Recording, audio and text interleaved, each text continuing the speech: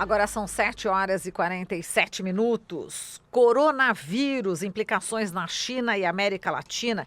Esse é o tema que será debatido hoje no Centro de Estudos da Mídia Alternativa Barão de Itararé, em São Paulo, a partir das 7h da noite. E é uma promoção, da Associação Nacional dos Profissionais de Relações Internacionais e Associação de Pós-Graduandos do Programa de Pós-Graduação Integração da América Latina da USP, com apoio do Barão de Itararé. E uma das pessoas que vai participar desse encontro é o Alexandre Padilha, ele que é médico, infectologista, ex-ministro da Saúde no governo Dilma Rousseff, é deputado federal pelo PT de São Paulo e também foi secretário de Saúde na Prefeitura aqui de São Paulo, na gestão de Fernando Haddad. Olá, Padilha, bom dia. Bom dia, é um prazer aqui, uma honra poder conversar com todos os amigos e amigas da Rádio Brasil Atual, poder falar de um tema tão importante, o coronavírus. Exatamente, o prazer é o nosso, Padilha. Bom, vamos falar aqui sobre esse coronavírus, que inclusive até para poder trazer os brasileiros de volta lá da China, você teve que entrar com representação, para obrigar que o governo trouxesse esses brasileiros. Inicialmente, como é que você vê a conduta do governo brasileiro em relação ao coronavírus? A conduta do governo brasileiro foi perversa.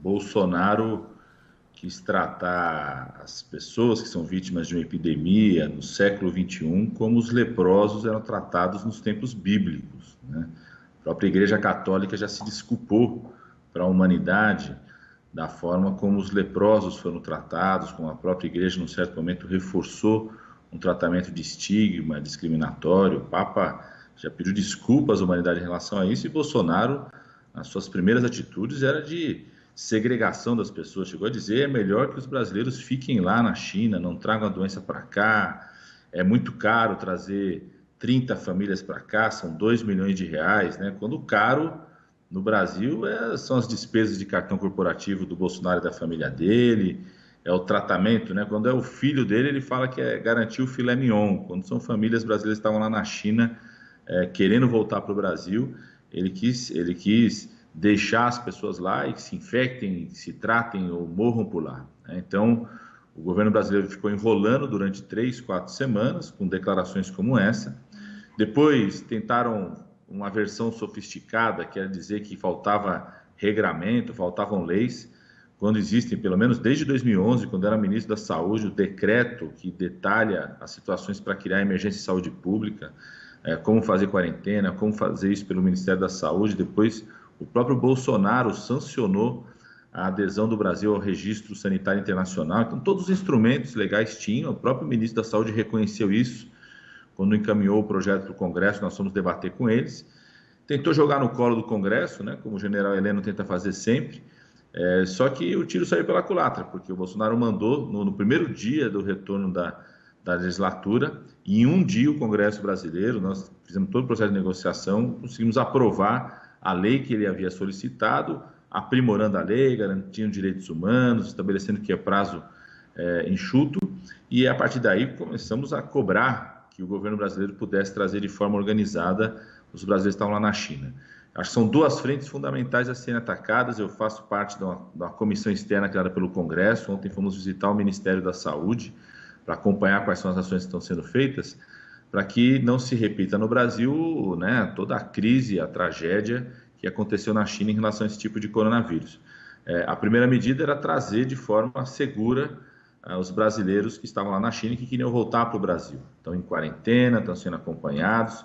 Ontem nós tivemos informação, nenhum deles está infectado, mas vai se manter o período de 14 dias de quarentena.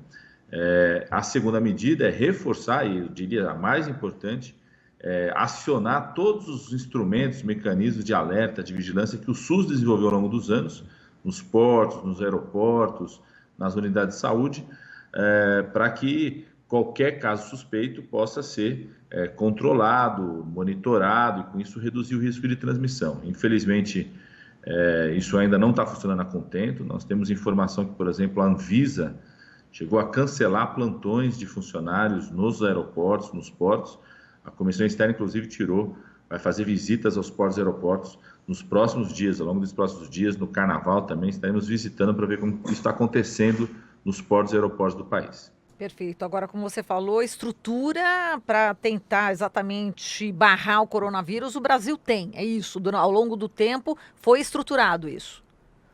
Eu diria que, né, as estruturas de vigilância, de acompanhamento, monitoramento, o nosso país desenvolveu ao longo de anos, sobretudo a partir de 2009, quando teve aquela grande disseminação, a pandemia de um tipo de vírus influenza, que inclusive foi muito mais importante do que o coronavírus, muito mais letal. Mesmo nesse inverno, quando você pega esse inverno atual no hemisfério norte, né, porque a China e Estados Unidos óbvio, estão no inverno, morreram mais pessoas pelos vários tipos de influenza do que pelo próprio coronavírus, né? Então o Brasil desenvolveu uma estrutura de vigilância naquele período, precisa ser acionada, precisa ter recurso, precisa garantir recursos para a contratação dos profissionais, né? Essa é a nossa preocupação, por isso nós montamos essa comissão externa para acompanhar o que o Ministério está de fato fazendo. Estou tossindo aqui, mas não é vírus, não. Não é vírus. Garganta seca. Tá só para mostrar para vocês Pode como é que se deve proteger a tosse em momentos eu de já vi que vocês... colocar isso. O antebraço, assim, não é a mão. Não é... é o antebraço, é isso? Olha só, já aproveitamos. É isso, porque a principal forma de transmissão, né, as pessoas imaginam o seguinte, a forma mais comum de transmissão do coronavírus, vários vírus influenza, é quando a pessoa tosse no nariz da outra, perto da outra. Ninguém faz isso, né? Claro. A principal forma de transmissão é que a pessoa tosse e põe a mão. Isso. Aí cumprimenta, né? Já passa passou, essa mão no rosto da outra pessoa, passa na boca da outra pessoa, cumprimenta pela mão. É assim que vai disseminando, a principal forma de disseminação, tanto do coronavírus quanto do vírus influenza, são essas gotículas que saem quando a pessoa tosse. Eu estou tossindo aqui porque a garganta está seca. Toma uma água aí, vai, Padilha, um pouquinho de água. Mas vamos falar aqui sobre também, você acha que, sobre o alarme, né, que está sendo feito, aí a gente fala também de geopolítica, porque muito tem se falado sobre o coronavírus, né, e existe um pânico, né, e também aquela questão, né, de fake news, né, que a gente recebe falando de hábitos culturais dos chineses. Como é que você também está analisando, né, toda essa questão também que tem por trás, né, na questão geopolítica? Toda vez que surge um vírus novo causando doença em ser humano, é natural e está correto que você tenha um alerta dos mecanismos de vigilância, dos profissionais de saúde, dos órgãos de imprensa, porque esse alerta é necessário, né? O que significa um vírus como o coronavírus, que é um vírus normalmente só de animais,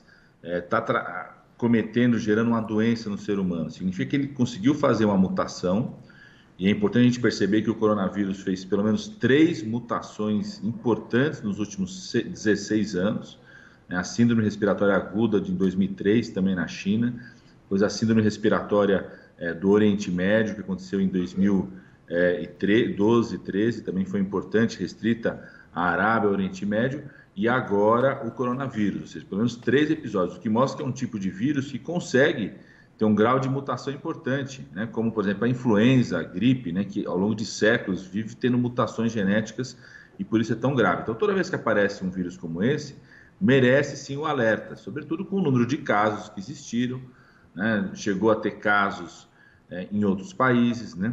Então, o alerta é importante.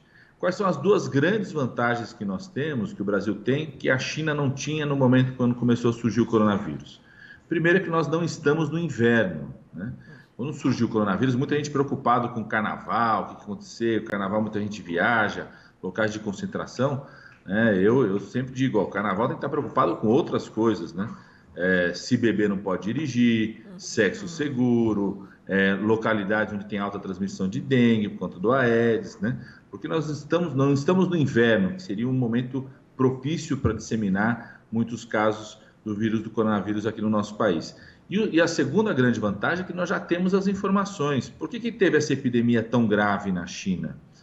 Porque durante 1 mês e meio não se sabia o que estava acontecendo, os profissionais de saúde não sabiam o que estava acontecendo. Ou seja, uma pessoa chegava com um quadro de gripe, uma gripe mais forte, e aquilo que normalmente os profissionais utilizavam para conter um quadro clínico de gripe não estava funcionando. Então, demorou um mês e meio para descobrir, mas para isolar o vírus, saber o período de incubação, qual que é a forma de transmissão. Então, nós já sabemos tudo isso. Então, isso permite que o Brasil acione os mecanismos de alerta para conter a transmissão, né? Agora, o mais importante, eu tenho dito, é o seguinte, quer dizer, a epidemia aconteceu na China, não nos chineses, né? Infelizmente, esse episódio, como acontece em outras epidemias, mas no Brasil atual, onde o presidente da República todo dia faz piada ou faz agressão, ou tem uma fala abominável que reforça a intolerância e o ódio, infelizmente, no primeiro momento, gerou pânico e até uma certa xenofobia. As pessoas viam um vizinho chinês, um vizinho que era da China, já achava que estava diante de alguém com coronavírus. Inclusive, uma ação que o Congresso Nacional fez foi limitar essa tentativa autoritária, eu diria, do governo Bolsonaro. O projeto inicial que eles enviaram para o Congresso Nacional, que nós modificamos em um dia, ajustamos esse projeto, colocava, por exemplo, a obrigação de qualquer cidadão a denunciar se soubesse de alguém que tinha circulado pelo coronavírus com sinais e sintomas, como se fosse papel do cidadão saber qual é o sinal, qual é o sintoma, ser criminalizado caso não tivesse observado, não soubesse, porque não é obrigação de ter uma informação, essa é uma obrigação das equipes de saúde, dos profissionais de saúde, esses têm sim a obrigação de notificar, de perguntar. Então, o risco, sim, de um crescimento de uma visão autoritária, né, que muitas vezes tenta criminalizar. Eu sempre, quando começou esse debate, eu falei para as pessoas, releiam Ensaio sobre a Cegueira, do Saramago, né, que é um livro fantástico. Quem não quiser reler o livro, pode assistir o filme também, brasileiro, como diretor, também é um filme também tão interessante quanto, né, que mostra como, às vezes, o pânico de uma epidemia pode se transformar numa sequência de medidas profundamente autoritárias, né, que restringe os direitos humanos, as liberdades das pessoas, em nome de um certo conhecimento, de uma certa ciência que não necessariamente sabe tudo, né, não necessariamente tem todas as informações naquele momento. E Padilha, só para a gente encerrar, eu queria que você falasse sobre os casos de dengue no Brasil, né? Está avançando. Acre, Mato Grosso do Sul e Paraná já tem aí mais de 100 casos por 100 mil habitantes. É grave, né? É muito grave, principalmente porque no ano passado aumentou a mortalidade de dengue e de zika vírus no nosso país. Ficou com um alarde muito menor. Imagino se tivesse tido esse aumento quando eu era ministro da Saúde da presidenta Dilma, né? Eu me lembro como se fosse hoje o que fizeram com o ministro Temporão, na época do presidente Lula, sobre um surto de febre amarela, ou seja, né, teve até editorial de jornais na época. Teve um aumento importante da mortalidade de dengue no país no ano passado, um aumento importante de zika vírus. Aliás, a saúde, eu fiz uma fala no Congresso essa semana, porque de 10 indicadores analisados do primeiro ano do governo Bolsonaro na saúde, só 2 tiveram melhora, 8 pioraram, né? E os 2 que tiveram melhora são indicadores de mudança do financiamento, ou seja, não necessariamente do resultado em saúde. Mas o Brasil, no primeiro ano do governo Bolsonaro, teve menos médicos na atenção primária em saúde, nas unidades básicas de saúde, reduziu o número de agentes comunitários de saúde, aumentou a mortalidade geral na população, aumentou o número de crianças com até 5 anos de idade sendo internadas por pneumonia, aumentou a mortalidade sobre dengue, né? Aumentou os dados iniciais, os dados são até junho e julho, porque o primeiro semestre já está consolidado, de 2019, aumentou o número de crianças que morreram até 1 ano de idade, ou seja, né, o governo Bolsonaro foi reprovado na área da saúde. É gozado que o Bolsonaro falava tanto que os médicos cubanos não podiam atender aqui no Brasil porque não tinham revalida. O governo, que é o exame de validação do diploma, se o governo Bolsonaro tivesse feito um revalida na saúde, ele teria sido reprovado, tirou nota 2 no seu primeiro ano de governo. Perfeito, tá certo, Padilha. A gente agradece aqui toda a sua análise. Forte abraço para você e um bom diálogo hoje sobre o coronavírus lá no Barão de Tararé. Muito obrigado. Eu queria reforçar, vai ser um debate, eu diria, inédito, né? Porque vão ter representantes do Instituto Brasil-China, representantes da associação aí que envolve toda a América Latina, compreendendo a realidade da América Latina, representantes do Sistema Nacional de Saúde de Cuba, né? Cuba tem apoiado a China em enfrentar a situação, inclusive na medicação. Eu, humildemente, também estarei lá, né?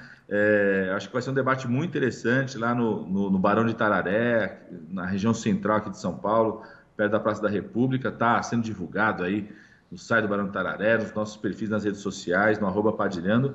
Acho que vai ser um debate bem interessante. Quem não puder estar presente, certamente vai ter transmissão também via internet. Perfeito, Barão de Tararé fica na Rua Rego Freitas, 454, perto aí da República. Valeu então, Padilha, um abraço para você, até mais. Olha, e para tossir é assim, hein?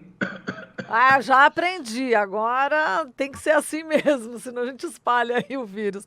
Obrigada, Padilha, valeu. Falamos aqui com o Alexandre Padilha, médico infectologista, ex-ministro da Saúde do governo Dilma Rousseff.